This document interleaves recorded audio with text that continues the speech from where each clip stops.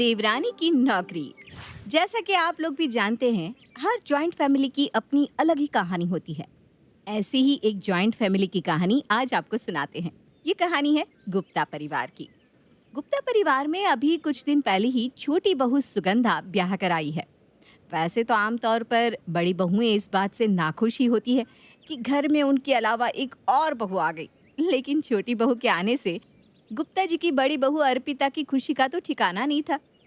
माँ जी, जब तक बच्चे नहीं हुए थे मैं सब कुछ अच्छे से संभाल लेती थी, लेकिन जब से गुड्डी और चीकू हुए हैं घर के काम निपटाना बहुत मुश्किल हो गया है। समझ में नहीं आता घर संभालो के बच्चे। अरे अर्पिता बहू, अब तो तेरे दुख भरे दिन भी तेरे भैया। जितना परेशान होना था हो चुकी, अब तो तेरी देवरानी आ गई है। अब क्यों चिंता करती है तू? घर के काम दोनों मिलजुल कर कर लिया करो।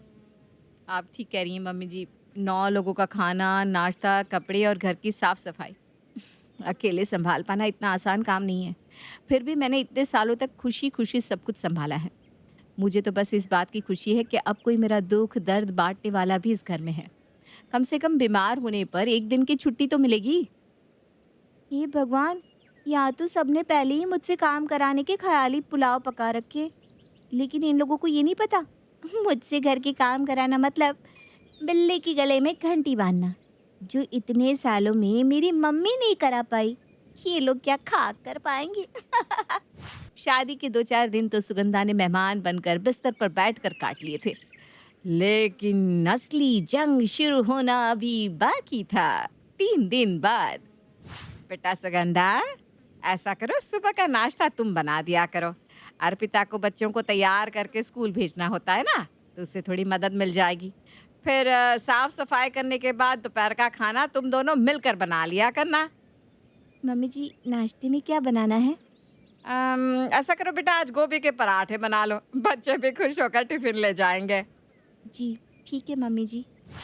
सुगंधा गोभी के पराठे बनाने के लिए रसोई में पहुंच जाती है, लेकिन अकेले इतने सारे पराठे बनाते बनाते उसको नानी याद आने लगती है। उसने तो बस आज तक मम्मी के हाथ के पराठे आराम से बैठकर खाए थे। हे भगवान, क्या आफत है ये! कोई पराठा फट रहा है तो कोई टेढ़ा मेढ़ा हो रहा है। ऊपर से पापा जी की फरमाइश की थोड़ी ज्यादा गोभी भरकर पराठे बनाओ। मुझसे नहीं होने वाला ये सब। इतना दिमाग अगर मैंने पढ़ाई में लगाया होता तो आज मैं IAS अफसर बन गई होती। बेचारी सुगंधा मन ही मन अपनी किस्मत को कोसती पराठे बना रही थी। लेकिन जॉइंट फैमिली में काम बिरबल की खिचड़ी पकाने जैसा होता है। कितना भी काम करते रहो, लेकिन मजाले जो काम खत्म हो जाए। नाश्ते का काम अभी निपटाया ही था कि सासू माँ ने 2 मंजिला घर झाड़ू पोछा उसे सौंप दी। सुगंधा बहू, ऐसा करो, तुम झाड़ू पोछा लगा लो और अर्पिता मशीन लगाकर कपड़े धो देगी। ऊपर के फ्लोर की सफाई करते करते सुगंधा की कमर टेढ़ी हो गई थी। अभी तो नीचे का फ्लोर बाकी है। हे भगवान, मम्मी ने मुझसे कौन से जन्म का बदला निकाला है, इतने बड़े घर में मेरी शादी करा के। अरे 2 कमरे वाला ससुराल में मेरा रिश्ता नहीं कर सकती थी क्या? अब इस राजमहल को साफ करते करते मेरी आधी जिंदगी निकल जाएगी। किसी तरह रोते रोते सुगंधा सफाई का काम निपटा कर नीचे आई तो देखा कि जिठानी ने पूरे परिवार के कपड़े धोकर फैला दिए हैं और अब रसोई में दोपहर के खाने की तैयारी कर रही है। अरे सुगंधा, हो गई सफाई? अच्छा, मैंने दाल चावल पकने के लिए रख दिए हैं, तब तक तुम सब्जी काट लो। भाभी, मैं वो सोच रही थी कि थोड़ा रेस्ट कर लेती हूँ, फिर खाना बनाते हैं। सुगंधा, खाना लेट हो जाएगा और पापा जी को ना ठीक 1 बजे खाना चाहिए होता है, नहीं तो वो खाना भी नहीं खाते। उनकी वजह से कई बार तो मैं रात के 10 बजे तक कपड़े धोती हूँ, क्योंकि दिन में टाइम ही नहीं रहता ना कपड़ों के लिए। कोई बात नहीं, धीरे धीरे तुम समझ जाओगी। अभी तो तुम फटाफट रसोई में आकर मेरी मदद कर दो। अभी रोटी सब्जी सलाद रायता सब बनना बाकी है। अरे, ये लोग इंसान है या बकासुर? इतना खाना एक टाइम में कौन खाता है? एक सब्जी और रोटी खाकर पेट नहीं भरता क्या? पहले इतने सारे व्यंजन बना, फिर 2 टोकरे भरकर बर्तन धो। पता नहीं भाभी ने कैसे इस घर में इतने साल अकेले बिता लिए। मैं होती तो 2 दिन में ही या तो घर छोड़कर भाग जाती या फिर तलाक ले लेती। मैं अपनी जिंदगी ऐसे गधा मजदूरी करके नहीं बिता सकती। मुझसे नहीं होगा ये सब। पूरा पूरा दिन झाड़ू पोछा बर्तन कपड़े खाना नाश्ता, एक पल का भी सुकून नहीं है यहाँ पर तो। शाम के समय। सुगंधा, अरे भाई कहाँ गुम हो गई हो? अरे आप आ गए, कुछ नहीं कमरे में थी। लो जी, पति पूरा दिन मेहनत करके घर आ रहा है, ये नहीं कि कुछ चाय नाश्ता बनाकर परोस दे हैं। जाओ भाई, अपने खूबसूरत हाथों का जादू चलाओ और कुछ अच्छा सा बनाकर खिला दो। आलोक, चाय तो ठीक है, लेकिन कुछ अच्छा सा मतलब? अच्छा सा मतलब चाय के साथ कुछ स्नैक्स बना कर लाओ भाई। हैं? अच्छा ठीक है, बनाती हूँ। सुगंधा रसोई में जाती है और पति के लिए पोहा बनाने लगती है। बेटा सुगंधा, पोहा बना रही हो ना तो ऐसा करना सबके लिए ही बना लेना। बच्चे भी ट्यूशन पढ़कर आते होंगे और त्रिलोक के भी आने का समय हो रहा है। सब लोग थोड़ा थोड़ा ले लेंगे। जी, ठीक है मम्मी जी। सबको शाम की चाय और नाश्ता देने में ही खाना बनाने का समय हो गया था। चाय नाश्ता कराने के बाद सुगंधा और अर्पिता रात के खाने की तैयारी करने लगते हैं। रात के खाने का काम निपटाते निपटाते उसे 10:30 बज गए थे।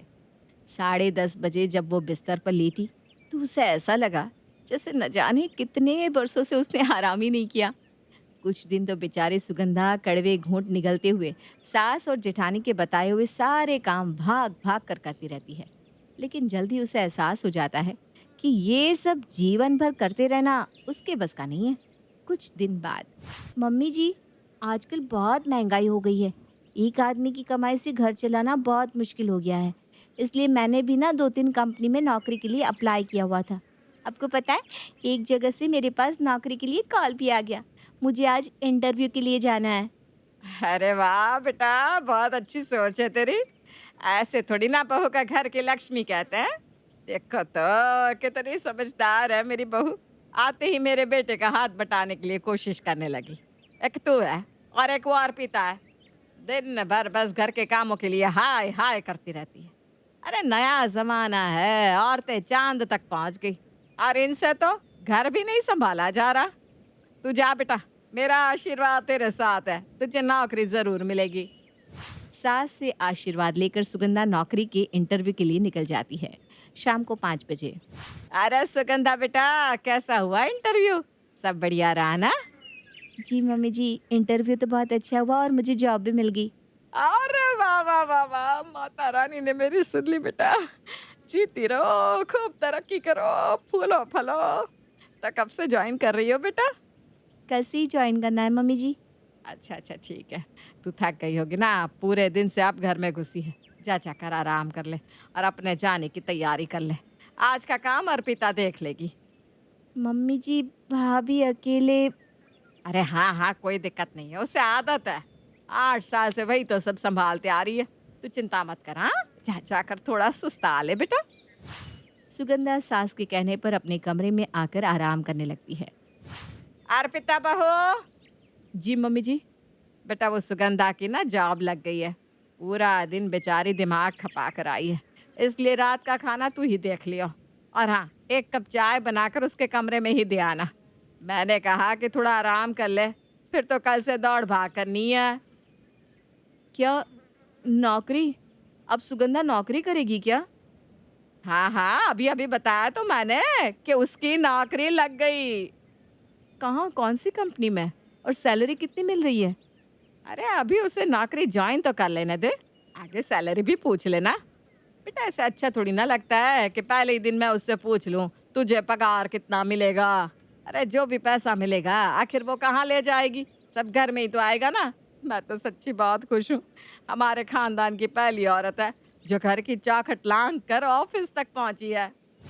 सासू माँ तो छोटी बहू की नौकरी लगने से बहुत खुश नजर आ रही थी, लेकिन बड़ी बहू अर्पिता का मन अभी भी ये सच स्वीकार नहीं कर रहा था कि ऐसे अचानक छोटी की नौकरी कैसे लग गई।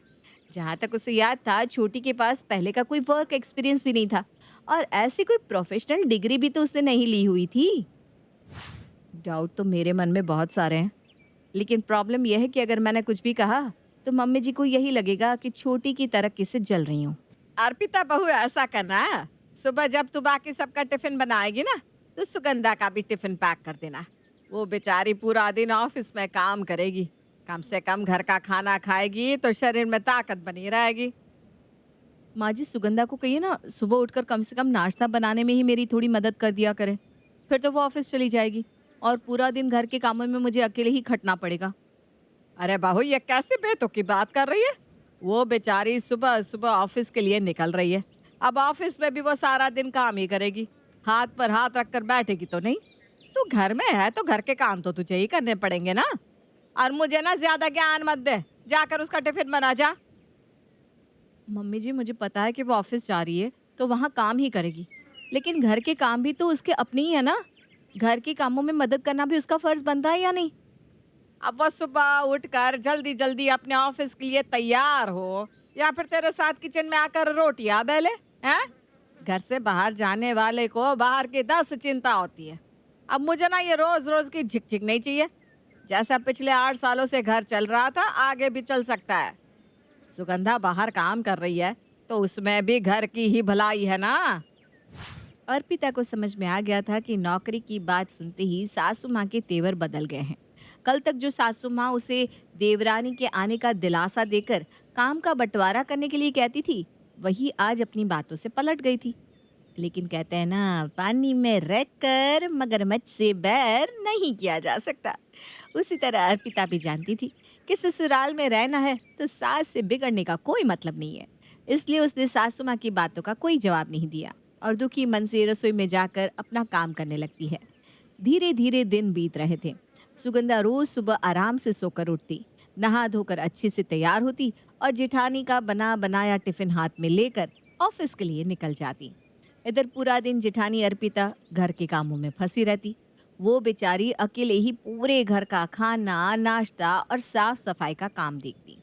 सुगंधा ऑफिस से घर लौटने के बाद भी रसोई में आकर जेठानी की मदद करना जरूरी नहीं समझती थी। सुगंधा, तुम शाम को ऑफिस से आने के बाद ही मेरी थोड़ी मदद कर दिया करो। माँ जी से तो कुछ भी कहने का कोई फायदा नहीं है, लेकिन तुम तो समझती हो ना, घर के काम करते करते मेरी हालत खराब हो जाती है। कम से कम तुमसे तो थोड़ी मदद की उम्मीद मैं कर ही सकती हूँ। मैं समझ सकती हूँ भाभी, घर में बहुत काम होते हैं, आप भी थक जाती होंगी। लेकिन सच बताऊँ, पूरा दिन ऑफिस में दिमाग खपाने के बाद घर आकर ना एक गिलास पानी भी खुद से लेकर पीने का मन नहीं करता। और अभी तो मुझे उतना काम करने की आदत भी नहीं है ना। भाभी, आप मैनेज कर लीजिए ना। मुझ में तो बिल्कुल ताकत ही नहीं बचती घर आकर कुछ भी काम करने की। किसी को भी इस घर में मेरी नहीं पड़ी। छोटी बहू पैसे कमा कर ला रही है तो अब माँ जी को वही अच्छी लगती है। मैं यहाँ घर के कामों में दिन भर खपती रहती हूँ, लेकिन किसी को मेरी तकलीफ का कोई अंदाजा नहीं। यहाँ तक कि कल की आई हुई सुगंधा ने भी आज मुंह पर ही मदद करने के लिए मुझे मना कर दिया। अर्पिता आकर रसोई में रात के खाने की तैयारी करने लगती है। तभी उसे सास की बातें कान में पड़ती है। अरे जीजी, सच में बिल्कुल लक्ष्मी है। लक्ष्मी मेरी छोटी बहू खानदान की पहली बहू है जो घर से बाहर निकलकर पैसे कमा कर ला रही है, घर के आदमियों से कंधे से कंधा मिलाकर चल रही है। भाई, मैं तो यही कहूंगी कि आजकल एक आदमी की कमाई में घर कहाँ चलता है। सबकी बहुओं को ना कमाना चाहिए। अभी तो सुगंधा ने कमाकर 1 रुपया हाथ में नहीं रखा। अभी से माँ जी को बस सुगंधा ही सुगंधा दिखाई पड़ रही है। हर बहू को घर से बाहर जाकर कमाना चाहिए। हाँ, बिल्कुल सही कह रही है माँ जी। घर से बाहर जाकर कमाने वाली औरत की कम से कम इज्जत तो होती है। यहाँ मैं सालों से सुबह से लेकर रात तक एक पैर पर खड़े होकर सबकी सेवा कर रही हूँ, लेकिन मेरी तारीफ में माँ जी ने कभी 2 शब्द नहीं कहे। सुगंधा घर से बाहर जाकर नौकरी तो कर रही है, लेकिन वापस आकर घर के एक भी काम में हाथ नहीं लगाती। अगर ऐसी ही हर औरत घर से बाहर नौकरी करने लगे तो घर कैसे चलेगा, ये कभी सोचा है माँ जी ने?